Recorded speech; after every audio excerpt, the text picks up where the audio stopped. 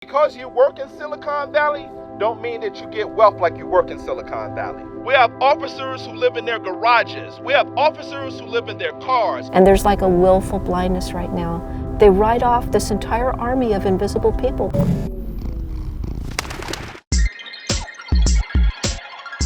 When I think about the gig economy, I think about San Francisco and Silicon Valley, and the tech companies out here that have made it sound appealing. They've sold it as a life free from a corporate existence where you can create your own schedule and you can do multiple jobs. Executives from companies like Uber and Instacart have even called this the future of work. But this future is not working for everyone. The blue-collar workers here in Silicon Valley, the people who are your typical gig workers, on average only make $19,000 a year. That's not nearly enough to live here. In contrast, the average full-time white-collar employee at a tech company makes $113,000 a year. And the average rent for a one-bedroom in the area is over $2,000 a month. I met with Mark from a company called Open Listings to check out some real estate and get a better sense of the housing market. How does the real estate market out here in Silicon Valley compare to the rest of the country? Mainly just much more expensive. The median home price in the area is about 1.1 million, and this is sort of represents kind of the affordable option. It recently sold, right? It is currently in contract to sell and was bid up over just over $1 million. So if this apartment sold for over $1 million, where can the average gig worker live? Housing prices across Silicon Valley are really high. In a city like Mountain View, which is home to Google and Cisco, people are living out of their vehicles, they're living out of RVs and living out of their cars. Thomas works for the community service agency in Mountain View. He checks in on residents living out of their vehicles and agreed to take me with him. Hi, Sheridan. Hi, my name is Neha. I have oil all over my hands. I don't want to do Well, that. nice to meet you. There just isn't enough money to get back to Oregon. Staying here and trying to keep this thing moving. The cab doesn't have power, so it gets real cold in the winter and real hot in the summer. It's not so bad right now, but for a while there, the police were they were everywhere. Do a lot of the RVs have like similar situations like that where there's no power? And yeah. How long have you lived out of an RV? I'm going on 2 years now. And it wasn't really that I wasn't trying to save, it was just that the money was just going with high rents. What do you do for a living? I have quite a few things that I do. Right now, I'm creating an online program. I'm in the rideshare, and I also own an interior plantscape company. Are you a Lyft or an Uber driver? Yes. How many of them are across Mountain View? We counted around 300, over 300. According to county data, homelessness in Mountain View has increased by 51% from 2015 to 2017, and other towns across Silicon Valley are having similar problems. Very few cities have the problem of the working homeless. So it's, the communities that are like that are elsewhere in the Bay Area. To get frustrated going to national meetings of, National League of Cities, and I'm looking for other cities that have the same problems we do, and they don't. They need jobs, and we've got people with jobs living on our streets. The working homeless is something that to me is unusual for the country as a whole. They've got it throughout this region. Has Silicon Valley and the tech industry created this problem? Well, its success has, yeah. Silicon Valley is home to some of the most profitable companies in the world, which combined are worth trillions of dollars. But blue-collar workers, who often have to work multiple gigs, are barely able to make ends meet. I'm about to meet with a woman named Elizabeth. Elizabeth has several jobs. She is very much emblematic of what it's like to be a gig economy blue-collar worker. And Elizabeth also lives out of her car. And I'm in a parking lot right now. I've gotten used to sleeping sitting up because I can't really put my seat back very much. So normally there will be something here and I'll just kind of lean on it. You're out like a light, really. At least you would be if you weren't so terrified of being hassled by the police or worse, some kind of a predator. This car is a miracle. That's one of the big things that's permitted me to stay alive. It's my home, it's my residence, and it belonged to my parents. Elizabeth, how long have you been living in your car? Since 2015. I had been taking care of my brother since about '08. When Google came in, suddenly the rent started to skyrocket. So I moved into my car, but I couldn't bear for my autistic brother to live in a car with me. What do you do to make ends meet?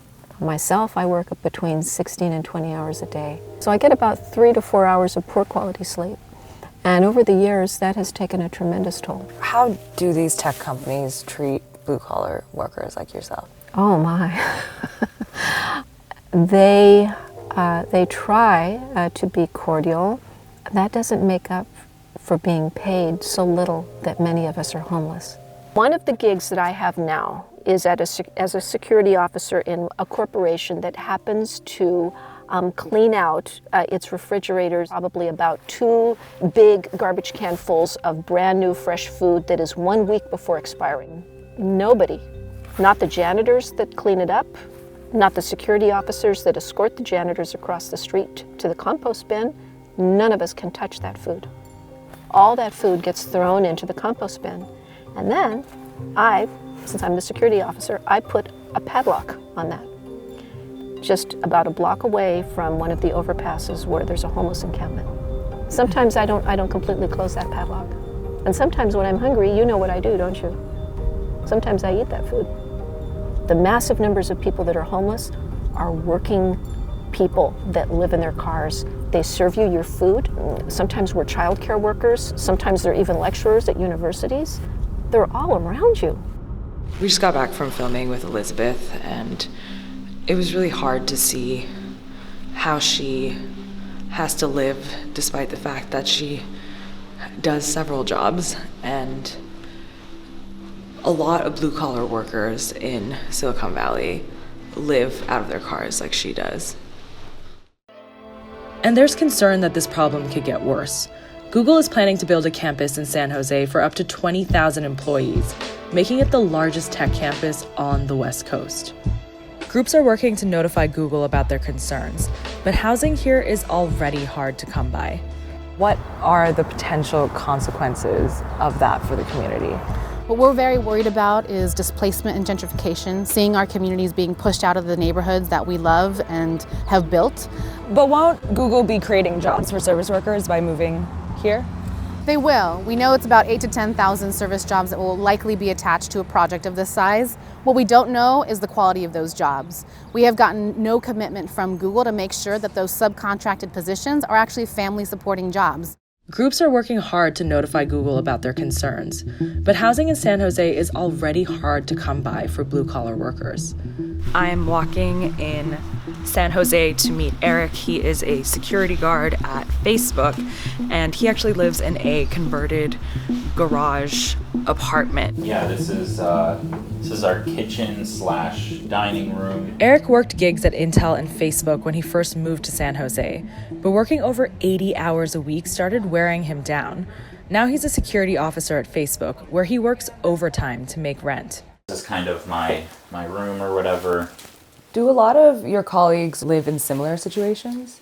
Yeah, I would say actually this might be close to as good as it gets. Do you feel like there is a significant divide between blue-collar workers and full-time white-collar employees? I mean, I think absolutely there is, and that's Facebook corporate policy. They literally subcontract out the blue-collar work, and that's a way so that they can pay those people less.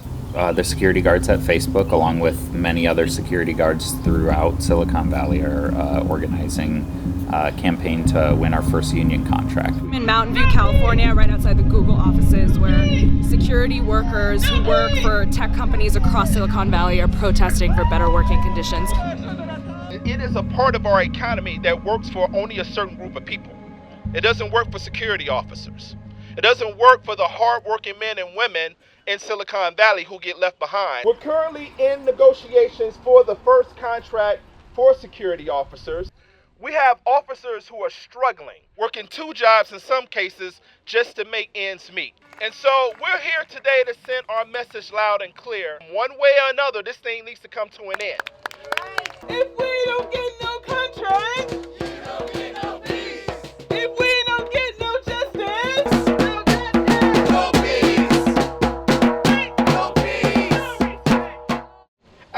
81.5 hours per week. I do 2 weeks in 1 week. For a company to be so wealthy, to be doing so well while it's grinding its own workers into poverty is immoral, it's wrong, and we're standing up together to fight back. Are you hopeful that things might change for blue-collar workers?